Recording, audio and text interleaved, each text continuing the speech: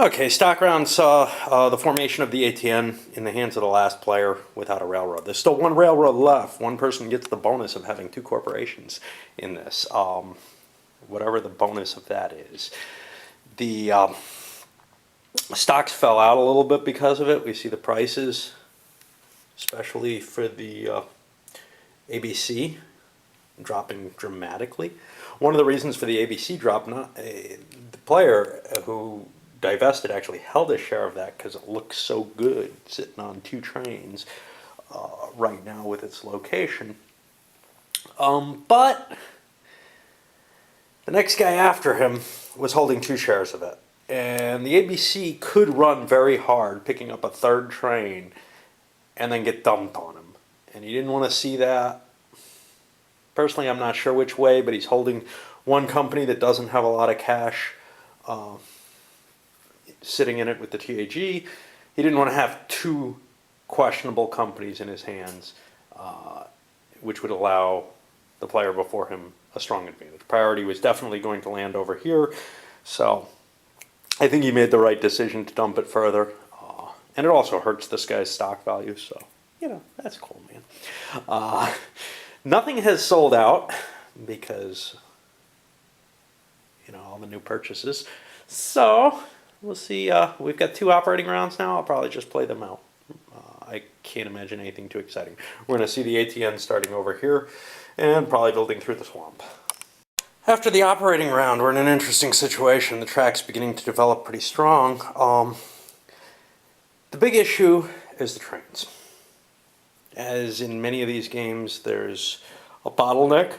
1830 and 56 are probably the best at avoiding this. Although even 30 sort of has one. 56, because of all the free money that you can get off the bank, it's not a big deal. But there's 4 trains left. Somebody bit the bullet and took the last 3 train. I don't remember who it was. May have been, I don't know. Somebody, I think it's the Atlanta and Birmingham, had 2 trains and a 3 train. No, it couldn't have been. It was the TAG. Had 2 trains and a 3 train, and said, "Ooh, if I can get away with a run with this, I'll be huge." Well, they probably would have been better off sitting on their 2 trains and make somebody else swallow that 3 train. So what ended up happening is the Western bought the first 4 train, killing all the 2s. They had 1 or 2 2s. They wanted to do this, and they probably were not going to buy the 3 train. Now we're sitting in a position where there's 4 trains left. There's a company that is almost certainly going to start because this guy is sitting on a wad of cash he made off selling the new Decatur yards. He figures those yards give him a bonus in buying one of the permanent trains, so he can afford it, and he dumped a lot of cash into his hand. He should be able to start a company at least the 75 level, maybe higher. So he may be able to buy significant trainage all at once, if allowed to. So everybody else is sitting on kind of a crappy rail situation then. And his only real bonus is going to be that he has 2 companies, if that's the case. In particular, neither the Western nor the TAG have the money for another train. And both the ATN and the ABC, while they have the money, the ABC actually could run 2 trains reasonably well. The ATN could not because of the track location. If you look at the ATN, it's kind of blocked off right now. The ABC has 2 different segments of its track. It's been cut in half by the L&N here. But making that cost, paying $300 out of, I don't know what they have in hand, maybe $500.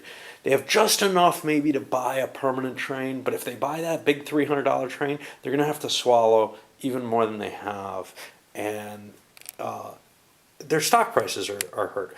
So this may be one of those games where the game actually comes to a clog. Somebody either has to take a hit and say, I'm going to give up any chance of winning so that most of the other players have some chance, or I can just give up anyway and say the guy with the good position right now is going to win.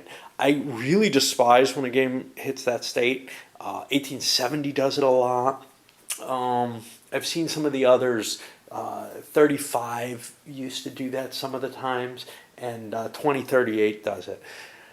I really don't like it when it's in that state where somebody has the option. Somebody's going to run away with the game unless somebody jumps in front of them and sacrifices themselves. It's just not a great situation. It's not like everybody can gang up to beat the person who's in the lead. In this case, it's going to be the guy with two rails. So it's not like people can like agree to run the value of to start a new railroad in order to crash things. The limitation, the small number of railways, the particular layout of the trains, maybe with one less four train, this would be a better game. I think that's one of the options. Right now, it's looking scary though, and my experience with 18xx games is that when there is a bottleneck like this, it pretty much shows up in almost every game. It's not a matter of, I didn't know what I was doing and the trains didn't fall well. That happens occasionally in 1830, actually, but even then, there's strong value to buying that extra train. Here, everybody is going to have a disincentive for buying that last four train, and that's the problem. Eventually, it will sell.